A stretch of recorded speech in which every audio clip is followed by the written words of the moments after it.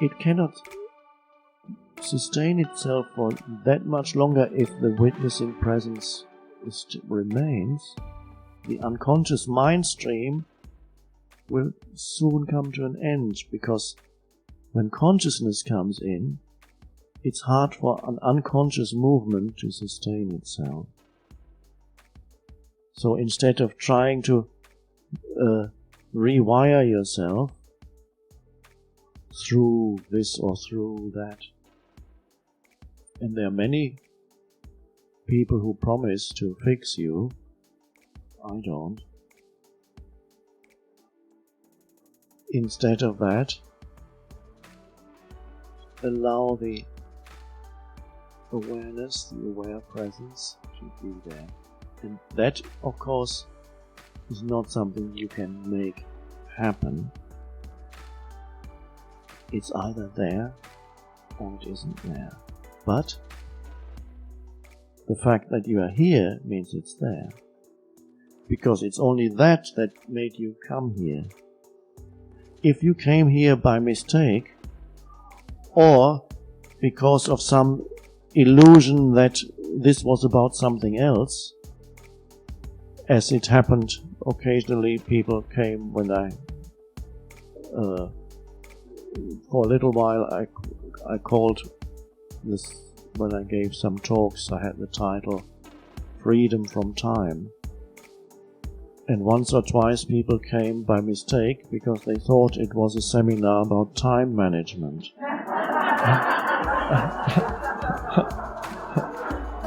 That happened twice.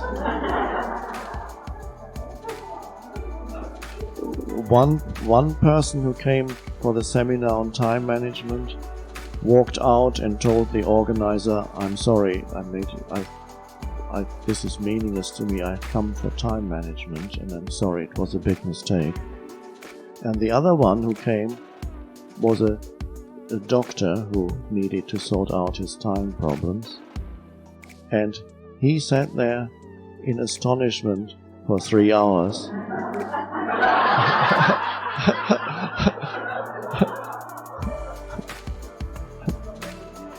And he said, "I've never heard anything like this before. And I had come for time management, but this is so much better."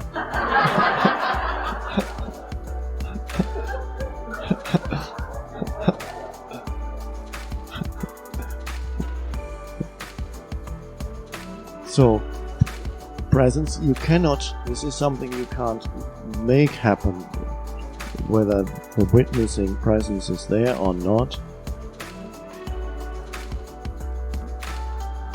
I'm speaking to you and saying that because I know that it is arising in you. If you should have come here by mistake, believing it was about something else, or believing that this was here so that you could acquire more spiritual knowledge, or more beliefs, or expecting something else, emotional experiences jumping up and down, who knows? And then you've probably already left.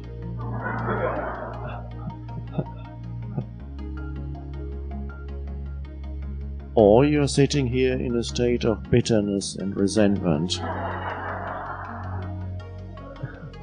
and loving every minute of it.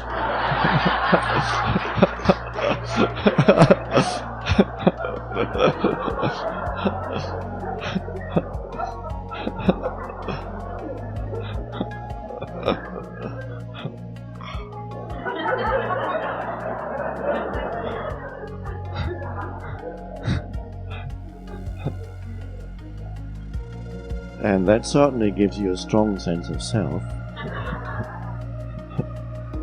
And when you are in that state, of course it also implies that the entire world is wrong and you are right. And you have a right to be in that state, because they are all wrong. Now you know who you are.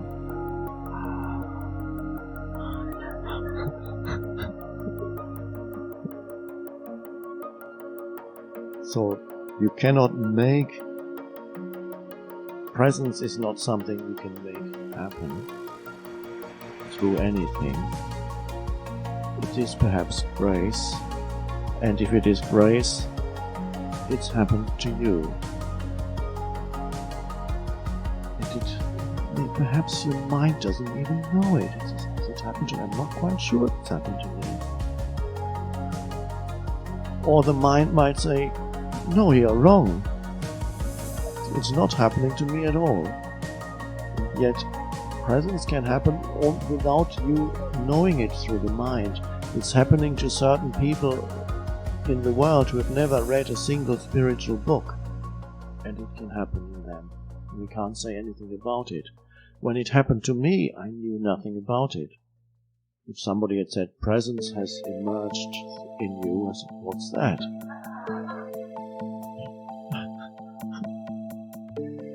I knew there was peace, yes. So that's a helpful, there's some peace there. It's emerging already, and this is why I'm saying to you, and I can't say this to everybody, that in the middle of the mind stream, there is now the possibility that space consciousness or presence is there as the witness, because there's enough presence in you for this to be possible. That's all we need. Now, once it has began to emerge, it is perhaps in Ramana Maharshi's terms, maybe it's a current of unconditioned consciousness, a current of awareness. It has nothing to do with thought structures. It just arises. Once it has arisen, it's not going to stop. It can again become obscured temporarily, and then it's there again. If it became obscured for a longer period of time through some heavy identification in your life, it would break through. It would make room.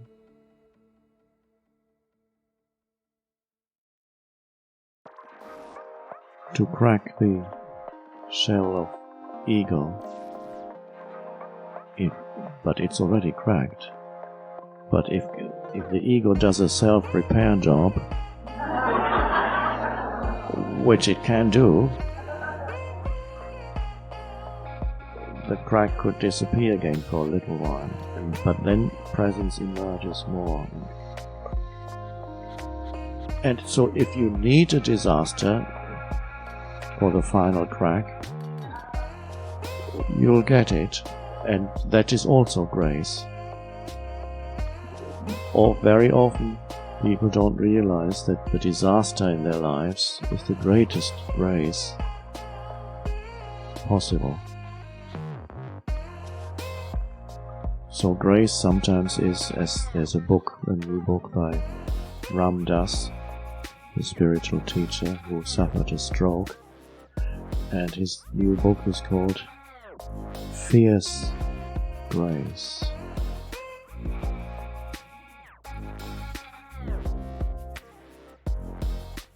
So it's already there. You don't have to really, for once I agree with those teachers who say we don't have to do anything. Allow it. It's not really a doing. Allow it to emerge. That's the opening. Rather than feel I have to make it happen. You allow it.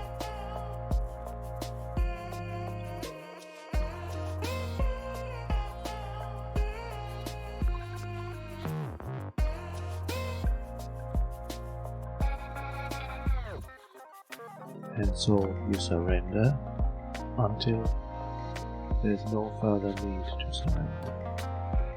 Until surrender disappears.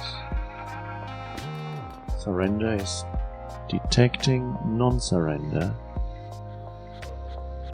watching non-surrender dissolve, and entering surrender. Surrender is the bridge between resistance and non-resistance to life. Resistance and non-resistance to the present moment, to the form that this moment takes. So this is why it is our practice. It's the bridge. And use that bridge. No other bridge is needed to find yourself. The egoic structures cannot sustain themselves in surrender.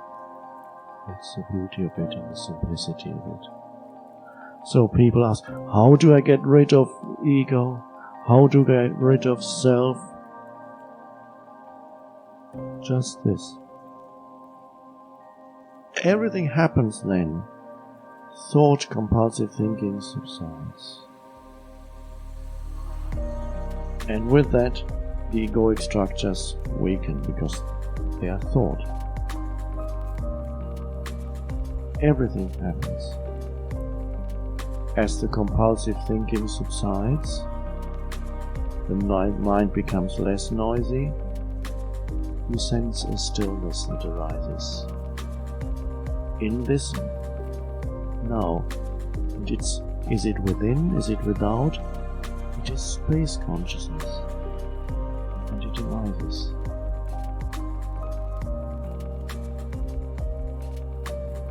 And then the miracle is it can act upon even the situation that you have surrendered to, the form of this moment. That presence, which is the unconditioned consciousness,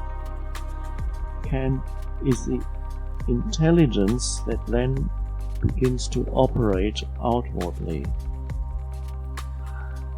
And that's a miracle. And that is only a byproduct of that. That's not why you do it.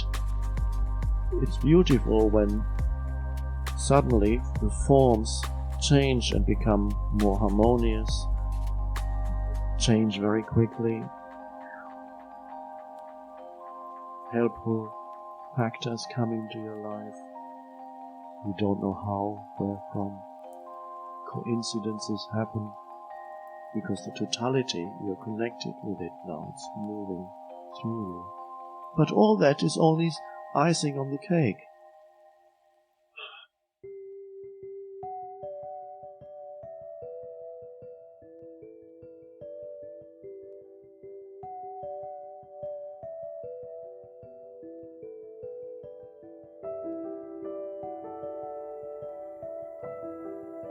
There's a question.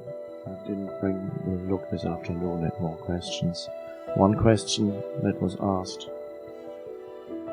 was if consciousness moved through those human beings who became liberated, created the circumstances that are right for liberation to happen, why isn't consciousness doing it to everybody right now?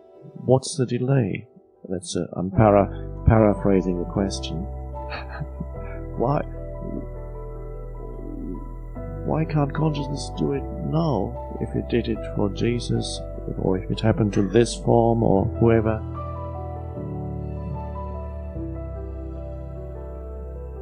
Of course the answer is, it is happening right now.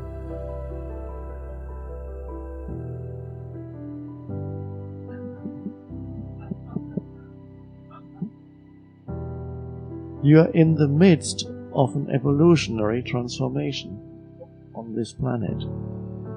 Not only in the midst, you are an essential part, a cell within the totality of the human organism. because humanity one could consider as one organism with billions of cells. And this collective organism, which goes beyond the physical, is going through a transmutation as that organism. And part of the organism is still untransformed, and it's beginning its transformation. And what you perceive as your person is a cell in that organism that is going through that transformation. So, from the limited point of view of the person, that is the greatest gift, the greatest adventure, the greatest purpose in your life. That greatest purpose is not in the future, but is already being fulfilled at this moment. People occasionally still come and say, what is my true life purpose? This.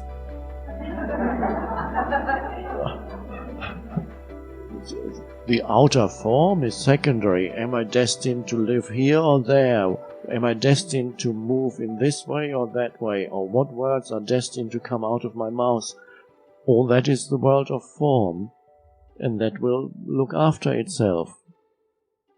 But what is the true purpose is the transformation of consciousness, which is now. And there are people who are already in the midst of it, and their little mind still says, I'm looking for my life purpose. And then the outer will reflect the inner. You will teach. In one form or another, you may be teaching already. Your very presence then becomes a teaching, because the good news is that just as unconsciousness can be contagious, unless you're very present, one unconscious person can create drama in an entire room full of people, can pull everybody just by starting to fume and shout, can pull everybody into reactivity until the whole room is totally unconscious and they're all shouting. And just like that, presence is also contagious. Presence spreads, transmits itself beyond whether you speak or not. Your mere presence is the transmission of presence, space consciousness, and it will transmit itself to those who are ready. And so it means you're teaching. Additionally, certain words may come out of your mouth.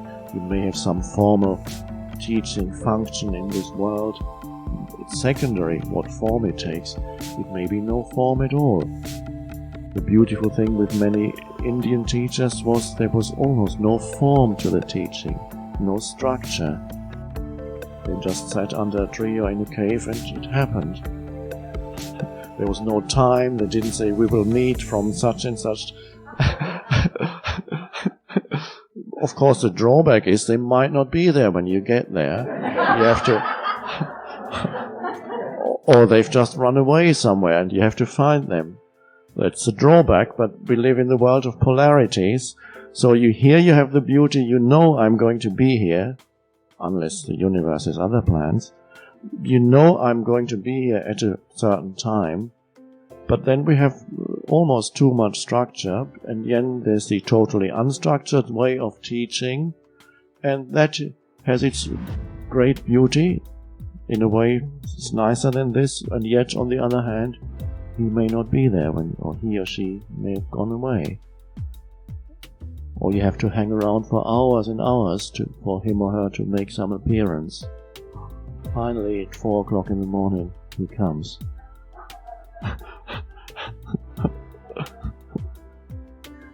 So it doesn't really matter what the outer form of the teaching is. You will be teaching, and you are teaching already.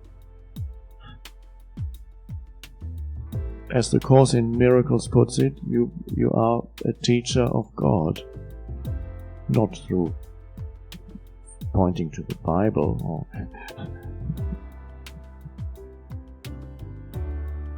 And the beauty with teaching is that you don't have to do it. It does it. Your responsibility is to remain open, surrendered to it, so that what was a dense personal self becomes more and more transparent. Then it can move through you. And that is the purpose of your life. And you are becoming transparent even as you sit here. Less heavy. As the self-structures dissolve, the heaviness of me goes. Spiritual weight loss program.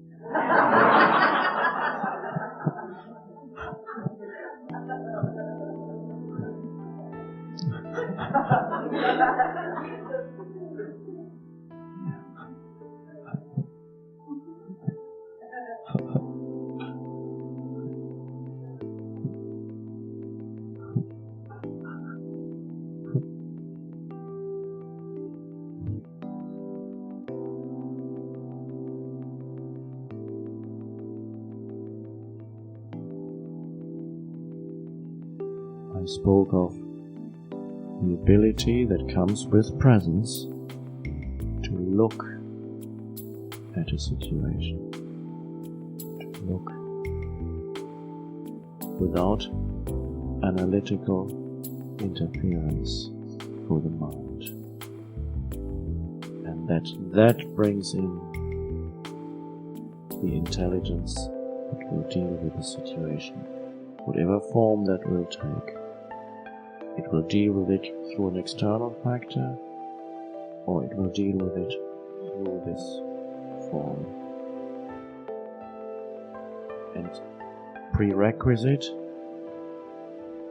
for this looking, and I'm using the word metaphorically in a wider sense, of course, the prerequisite for that is you must have surrendered to this moment before you can fully look at this moment. Fully give it your complete attention. Your attention cannot be complete if you have not completely surrendered to the form that this now takes. Then that intelligence can operate. But even the slightest resistance to what is will obscure, impair the ability to simply give attention to situation, person, thing. The greatest transformative agent there is.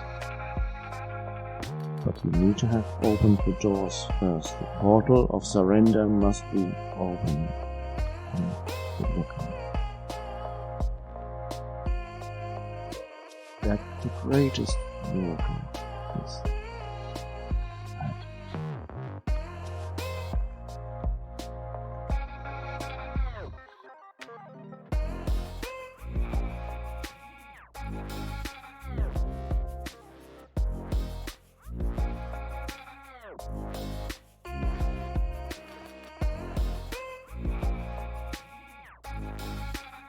I suggest that we spend today in silence.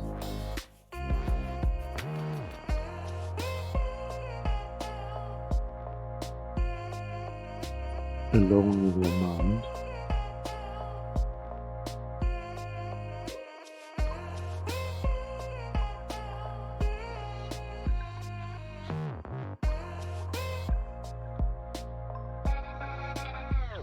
Allow the thoughts to be there if they come.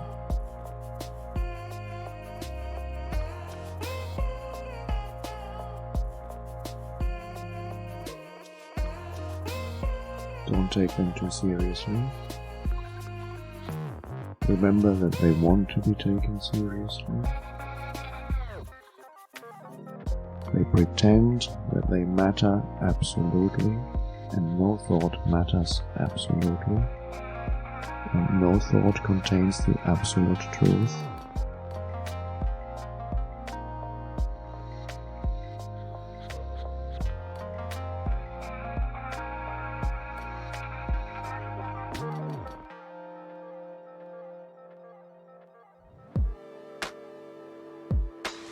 So there's a compassionate relationship that you now have with your mind. You just see its limitations, which in themselves are not a problem. They are the limitations of form. So you allow those limitations to be there.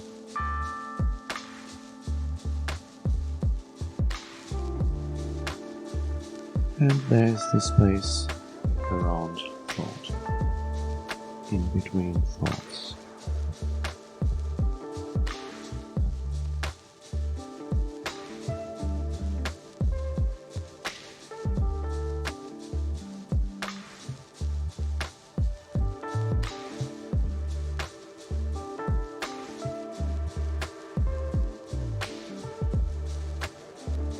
Compassion and allowing go together.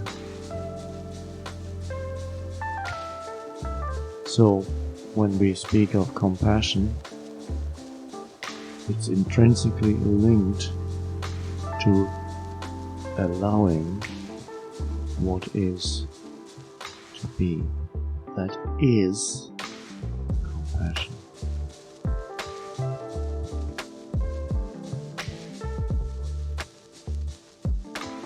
And that has great power. Even your pain body. We looked at it yesterday. What can you do? You allow it to be. There is space around it. At first, it seems very little space, and a bit more. And so your relationship with your pain body is also one of compassion. Allowing other people's minds. There is no really other people's minds. It's the human mind coming through this form. Allowing that. Not demanding that they shouldn't manifest the human mind. Not demanding that they should be enlightened by now.